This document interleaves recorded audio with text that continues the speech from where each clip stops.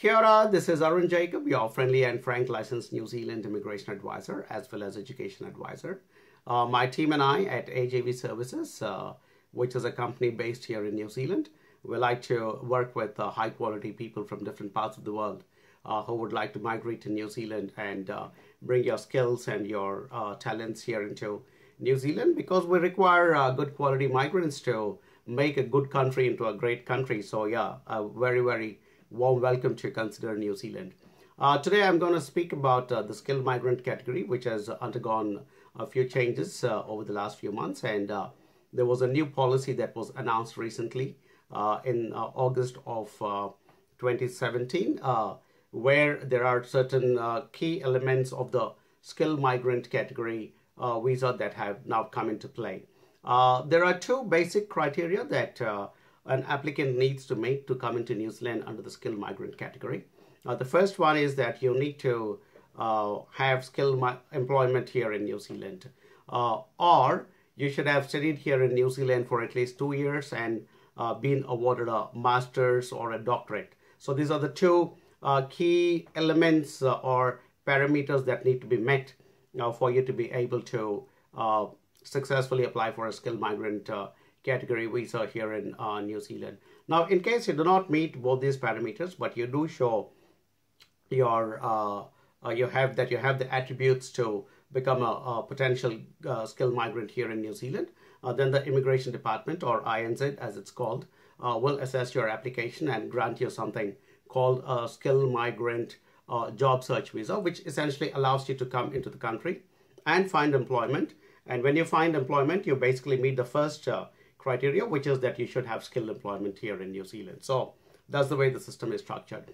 Now, also the way the skilled migrant category works is that you're also given points for your age, your qualification, your work experience, in case you're married, your partner qualifications, and a few other parameters.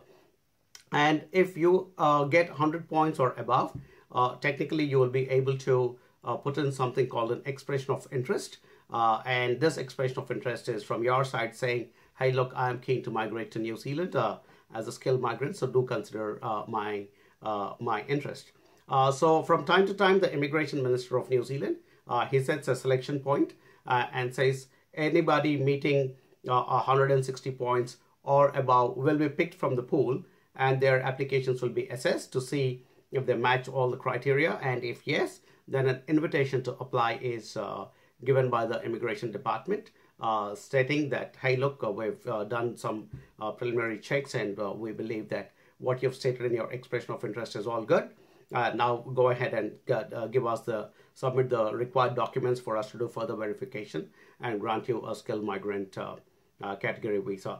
At the current moment, as I make this video, the selection point is 160 points. And anybody who's got 160 points or above and meeting those first two criteria, which is that either you have skilled employment in New Zealand or you've studied in New Zealand for 2 years and been awarded a master's or a doctorate, will get picked, and then after due process, you will be granted a skilled migrant category visa. And those who do cross that 160 but do not meet those first two parameters would be given something called the skilled migrant job search visa, so that you will be able to come into the country and meet the first criteria, which is to find skilled employment in New Zealand. So that's pretty much the as simple as it can be explained. And the not so simple aspect of it is that a lot of people will attempt to get in and start filling up the expression of interest form and begin the process from there. And with the immigration law of New Zealand, as with any law anywhere in the world, there are layers within layers, and it is not always as simple as it appears on a website or in printed material. And that is the reason there are people like myself who are called licensed immigration advisors, who are trained and experienced to be able to work with you and take you through the entire process of the skilled migrant category. Now, in case you do not qualify directly for the skilled migrant category visa, or you do not qualify for the skilled migrant job search visa, there are other pathways. There's a pathway called the entrepreneur visa, where you will need to have a solid business plan and also have substantial amount of money to be able to invest and make an entry into New Zealand and set up a successful business. Then there is another pathway called the investor category, where you need a whole lot of money to make an investment and come into New Zealand and be able to get your residency through the investment pathway. There is also a possibility that you might be able to find employment while you're still not in New Zealand and come here on a work visa. And then there is something called work to residency category. And yeah, there are various categories, and I have made videos on each of these categories. So please check my channel and you will be able to get details of each of these categories. Now, the last category, which is possibly the most viable category for people who do not have a lot of money, who are not interested in doing business, or who simply cannot find employment when they're outside New Zealand, and it's easier said than done that you can actually find employment in New Zealand when you're not here onshore.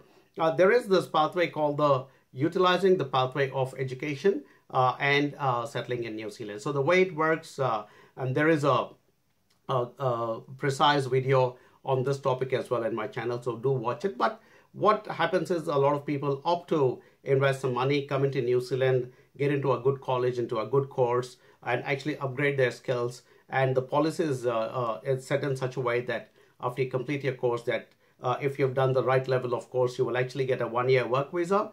So in that 1 year, you can actually find employment, and thus meet the first mandatory requirement, which is that you should have skilled work employment here in New Zealand. So, or if you do come here and do a 2 years master's or a 2-year course which leads to a doctorate, you will meet the second parameter, which is also one of the mandatory parameters. So that's in a nutshell. And as I said, I have made videos about all the other different pathways. But for those of you who are keen to come as a skilled migrant category, under the skilled migrant category, if you are not able to meet those two parameters, nor are you able to meet the parameters required to get a skilled migrant job search visa, I would strongly encourage you to consider the study plus settle pathway, because it is much less complex than getting into the business pathway or the investor pathway or trying to find work pathway. And those are also quite expensive in terms of the amount of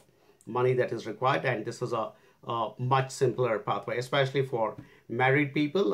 One of the partners can actually get into studies and the other one can actually get full-time work. And in my experience and through our own clients, there are a lot of successful instances where a couple has come in and one of them got into studies and the other one found work, and then thus met the first criteria to be able to make a successful skilled migrant category visa application here in New Zealand. So that's the new skilled migrant category of New Zealand in a nutshell.